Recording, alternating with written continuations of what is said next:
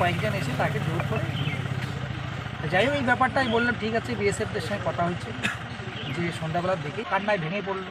কান্না হওয়ারই স্বাভাবিক, বাইরের দেশে চলে গেছে, একটা অজানা দেশে অপরিচিত জায়গায়, স্বভাবতই এগুলো হবে। আমি আশ্বস্ত করলাম কোনো অসুবিধে নেই, সন্ধ্যাবেলার দিকে আপনাদের হাতে আজকেই সন্ধ্যাবেলার দিকে আসলে সন্ধ্যা।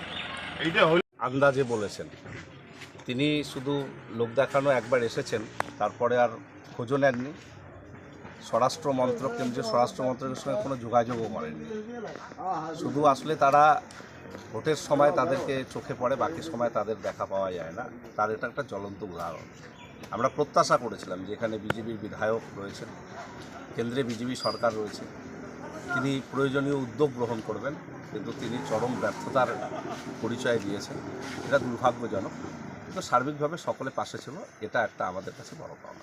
এই বিধায়ক যখন এই বাড়িতে আসছিলেন তিনি বলছিলেন যে সেদিন রাতে বা পরের দিন আসবে। আপনি ধন্যবাদ জ্ঞাপনও করতে চেয়েছিলেন যদি ফেরে, এই বিষয়টা নিয়ে কি বলবেন? আমি তো বলেছিলাম, আমি অলরেডি তখন খবর পেয়েছিলাম উকিল বর্মনকে বিজেপির থেকে তারা থানায় হ্যান্ডওভার করেছে। তা থানায় হ্যান্ডওভার করার গেলেই সেটা কোর্টে যাবে, এবং কোর্ট থেকে কখনো একটা লোককে এইভাবে ছাড়ানো যায় না। আমি সেই জন্যই বলেছিলাম, আমাদের যিনি বিধায়ক বরেনচন্দ্র বর্মন, আমাদের 4 বছর তো তিনি কিছু কাজ করতে পারেননি, যদি এই কাজটা তিনি করে একদিনের মধ্যে নিয়ে আসতে পারেন তাহলে আমি ওনার বাড়িতে গিয়ে তাকে ধন্যবাদ দিয়ে আসবো। আমি জানি তিনি পারবেন না, এবং তা বাস্তবে তিনি পারেননি।